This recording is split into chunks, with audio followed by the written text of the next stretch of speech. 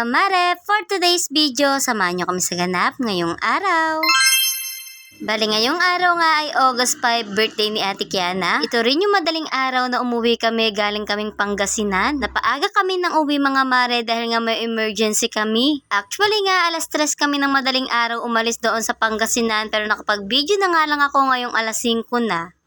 Fast forward, nakauwi na nga kami mga mare at natulog nga lang kami ng 3 oras at after nun gumayak na. Syempre naman dahil birthday ni Ate Kiana, isa-celebrate namin yan at unang-una sa lahat magsisimba nga muna kami. Medyo sumama nga ang panahon at mukhang uulan pa nga ng malakas, kaya naman itong si Daddy agad-agad na nga nagkabit ng tarapal. Pagkakabit nga ni Daddy ng tarapal mga mare, umalis na nga kami at ayan, naabutan nga kami ng sobrang lakas na ulan. At sa sobrang lakas nga ng ulan, baha na nga dito sa dinadaanan namin, kaya naman pinataas ko yung paan itong mga bata. Shoot, mare, mga nakasapatos pa naman. Fast forward, nakarating na nga kami ng simbahan na thank you Lord, hindi naman kami nabasa. Pagkapasok nga namin, sabi ko nga sa mga anak ko, mag-pray na, at si Ate Kiana nga ang unang nag-pray. Dahil chismosa ako mga mare, tinanong ko nga kung ano ba yung pinag-pray niya. Nag-thank you nga lang daw siya kay Papa Jesus at sana daw ay wag silang magkasakit. Nagulat nga rin ako, si Kuya Kian bigla na lang lumapit doon sa Santo Niño at nagdasal din daw siya.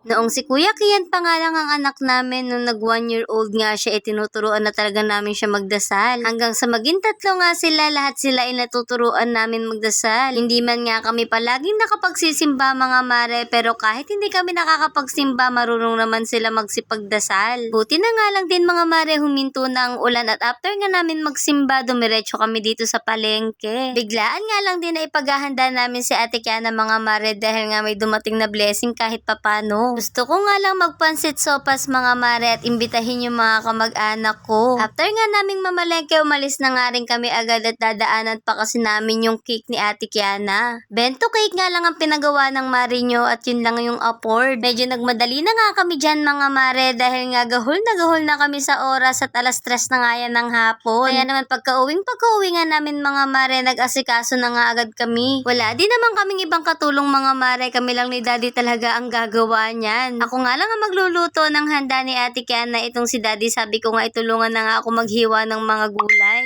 Inutos nga lang si Nanay saglit kay Daddy at ako na nga munang nag-asikaso. Inuna ko na nga igisa yung gulay ng pansit mga mare at after nun sinalang ko na nga rin itong mga bihon. Buti na nga lang mga mare, natuto ako magluto dahil pag may handaan talaga si Mama ang tinatawag ko, kundi si Mama si Tita Edna. Minsan nga rin napapahanga ako sa sarili ko, bakit ko nakakaya lahat. At fast forward, nakaluto na nga ako ng pansit mga mare at 1 kilo lang naman yan. At huy, napapasayaw pa. Next naman nga na iluluto ko mga mare ay itong sopas. Kay sarap talaga humigop ng sabaw nito lalo't maulan. 1 kilong sopas lang din ang niluto ko mga mare, pero 2 malaking gatas ang nilagay ko para masarap. Nakakita nga rin ako ng lumpiang Shanghai sa palengke mga mare na ready to cook na. Kaya naman napabili na nga rin ako pandagdag handa. At after ng ilang oras sa kaluto na nga rin ako ng sopas. Tapos ko na nga rin i-prepare itong lahat ng handa ni Ate Kiana, kaya naman tara, samahan nyo kaming kantahan siya. Birthday Kiana, happy birthday, happy birthday, happy birthday Kiana. Ilan taon ka na daw anak? Ano wish mo? Doctor. Doktor, okay na oh. Ipan mo na. Yay!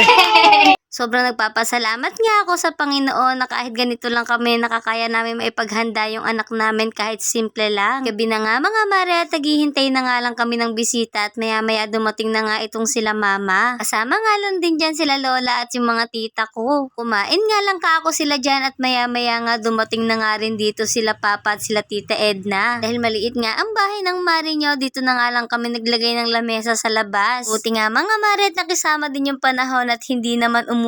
Ayoko din naman na magsama-sama sila sa loob mga mare dahil si Papa kasama din yung stepmother ko at si Mama naman kasama din niya yung stepfather ko. Sa kanila ay wala na lang naman yon at tanggap na nga nila. Sobrang saya nga ng puso ko mga mare at lahat ay nagkakasundo. Birthday, happy birthday, happy birthday to you. Ano daw wish mo? Ano wish mo?